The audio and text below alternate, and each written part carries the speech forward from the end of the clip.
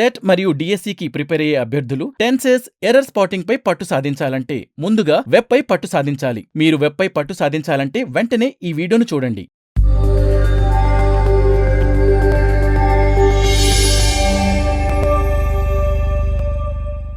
Welcome to T1 Academy andi. The third part of speech that we are going to talk about, మనం deal చేయబోయే third part of speech, verb. Verb అంటే ఏంటి? Verbs are action words. Okay, so మనకి వర్బ్స్లో రెండు రకాలు ఉంటాయి. ఒకటి action, ఒకటి లింకింగ్. రెండు రకాల వర్బ్స్ ఉంటాయి. యాక్షన్ వర్బ్స్ అంటే all those words which indicate an action. ఇప్పుడు నేను I'm talking, you are listening, రెండు యాక్షన్సే. So talking is a verb, listening is also a verb. I'm standing, నేను నిలబడి ఉన్నాను, మీరు కూర్చున్నారేమో, ట్రావెల్ చేస్తున్నారేమో. So you are travelling or sitting, whatever you're doing. So doing words are called verbs. మనం ఏదైనా పనిని చేసేటప్పుడు ఆ పనిని కన్వే చేసే వర్డ్స్ని verbs అని అంటారు. తెలుగులో వీటిని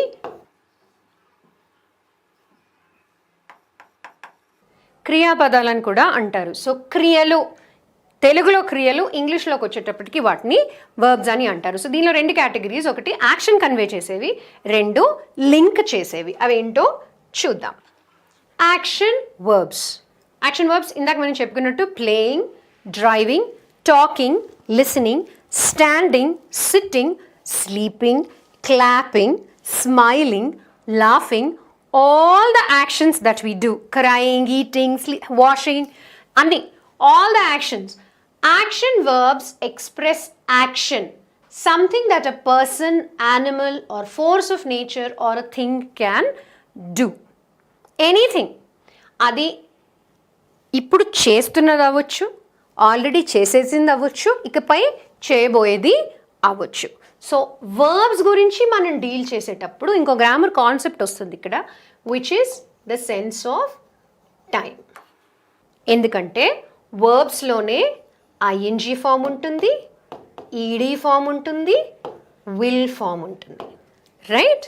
ఒక పనిని మనం ఇప్పుడు చేస్తూ ఉండొచ్చు, ఒక పనిని మనం ఆల్రెడీ ఇదివరకే చేసేసి ఉండొచ్చు, ఒక పనిని మనం ఫ్యూచర్లో చేయబోయే ఛాన్సెస్ ఉండొచ్చు. So ING indicates present tense, ED usually ఇవే ఉంటాయి forms. ED indicates past tense or past actions, and will అని మనం ఒక వర్బ్తో యాడ్ చేసిన, I will come to your house అంటే ఫ్యూచర్లో మీ ఇంటికి వస్తాను. Right? So will indicates future. Tenses అనేది ఒక పెద్ద టాపిక్, మనం ఇంకెప్పుడైనా ఫ్యూచర్లో చెప్పుకుందాము. We will learn the concept of tenses in future. So will learn, learning అనేది action. Today we are learning parts of speech. Okay, we have already learned about nouns and pronouns. We will learn about tenses sometime in the future. So verbs ki sambandhinchina inkoka grammar topic tenses. Anyway, idi man topic kaadi valla.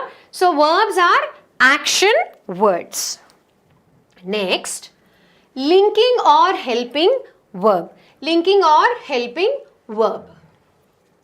Okay, linking verbs on the other hand do not express action. So linking verbs అని మనం అన్నప్పుడు action convey చేయని కొన్ని పదాలు ఉంటాయి, అవి కూడా verbs కిందకే వస్తాయి. ఏంటవి?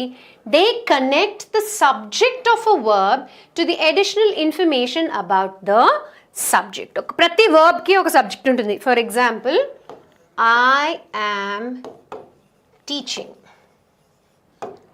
టీచింగ్ ఇప్పుడు నేను చేస్తున్న యాక్షను, నేను అనేది ఇది. సో ఇది సెంటెన్స్కి సబ్జెక్ట్, ఎందుకంటే sentence is about me, I, and ఇది వర్బ్.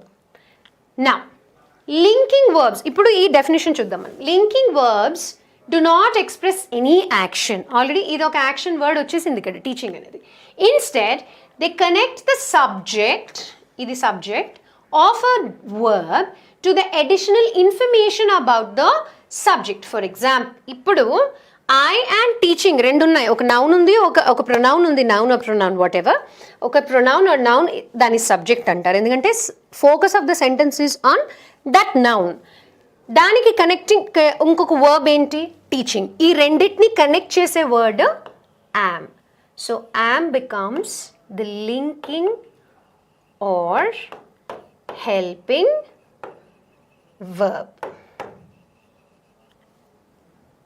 ఓకే, ఇంకొక సెంటెన్స్. దే, ఇప్పుడు వర్ ఇచ్చారు, యామ్తో చెప్పేసుకున్నాం కదా, వర్తో try. Were any form of be is a linking or a helping verb. So they వర్తో చెప్పుకుందాం. వర్ అనేది ప్లూరల్ ఇండికేట్ చేస్తుంది. They were swimming. Okay, they were swimming అన్నప్పుడు దే అనేది ఆల్రెడీ ప్రొనౌన్ అని మనకి తెలుసు. స్విమ్మింగ్ అనేది యాక్షన్, ఈత కొట్టడము. ఈ రెండింటిని కనెక్ట్ చేసే పదం were. So were becomes the linking verb or the auxiliary verb or helping verb. Has indicates singular subject. She has been singing. Okay, she అనేది pronoun. She place లో పోనీ, we'll use the name of a person. ప్రతిసారి pronoun ఎందుకు? Let's use the name of a person. Let's say Sita. Okay, Sita has been singing. What is Sita doing? Sita is singing, right? Singing అనేది action, పని జరుగుతుంది అక్కడ. She is doing some work. So singing becomes the action word. However సీతాకి సింగింగ్కి మధ్యలో connection ఇచ్చే word has been, తన state చూపిస్తుంది. So this becomes the auxiliary verb. Helping verbs are also called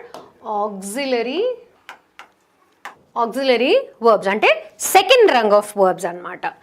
తర్వాత హ్యాస్ అండ్ బీన్ రెండు ఇక్కడ వచ్చేసినాయి. Are being, they are being tested. Okay, tested అంటే it could be anything. Test రాయడము, పరీక్షలు, medical పరీక్షలు చేయడం, ఏదైనా ఉండొచ్చు. So they are being tested, అక్కడ పని జరుగుతుంది. దే అనేది plural. Are being is connecting the subject with the action word. So words which connect the subject of the sentence. Subject of the sentence అంటే noun. ఏదైనా noun subject of the sentence అవుతుంది. So subject of the సెంటెన్స్ని అక్కడ జరిగే యాక్షన్తో connect చేసే words ఉంటాయి కొన్ని, వాటిని బీ ఫార్మ్ వర్బ్స్ అంటారు. These be form verbs are also called linking or helping or auxiliary verbs. Let's move on. So let's try and identify. ఇక్కడ ఐడెంటిఫై చేద్దాం. Remember the definition of a verb says verbs are action words. ఏదైనా action, ఏదైనా పనిని convey చేసే వర్డ్స్ని verbs అంటారు. They also show you your state of being. మీరు ప్రస్తుతం ఏం చేస్తున్నారు, లేకపోతే పాస్ట్లో ఏం చేశారు, లేదంటే ఫ్యూచర్లో ఏం చేయబోతున్నారు అనేది కన్వే చేసే వర్డ్స్ని కూడా వర్బ్స్ అనే అంటారు. ఇంకొక ముఖ్యమైన విషయం ఏంటంటే, in the absence of an action word, ఒక సెంటెన్స్లో కనుక మీకు యాక్షన్ వర్డ్ లేదనుకోండి, auxiliary or linking or helping verb becomes the main verb of the sentence. ఇక్కడ చూద్దాం, let's understand. Marian was the first woman to become a vice president. Marian was the first woman to become the vice president. ఇక్కడ మీకు ఏదైనా action word కనిపిస్తోందా? Of course కనపడాలి, become అవడం. Okay, now ఇక్కడ ఏమైనా లింకింగ్ వర్డ్ కనిపిస్తోందా? Of course was అనేది linking verb. So was is the auxiliary verb and become is the main verb of this sentence. I love him. Love is an action, pani. You're doing something, right? So love becomes the verb. Next, there is a large group of students in the hallway. There is a large group of students in the hallway.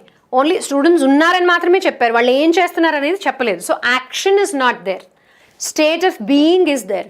Which word in this sentence, ఈ వాక్యంలో ఏ sentence మీకు state of being చెప్తోంది? Is, ఉన్నారు, right? So there is a large group of students in the hallway. ఇందాక నేను చెప్పినట్టుగా ఈ సెంటెన్స్లో ఇలాంటి సెంటెన్సెస్లో ఇలాంటి చాలా సెంటెన్సెస్ మనం we come across everyday. So ఈ సెంటెన్స్లో there is an absence of action word. Action ఎక్కడా కన్వే అవ్వట్లేదు దీంట్లో. In such a case auxiliary verbs become the main verbs in the sentence. She danced all night long. Simple.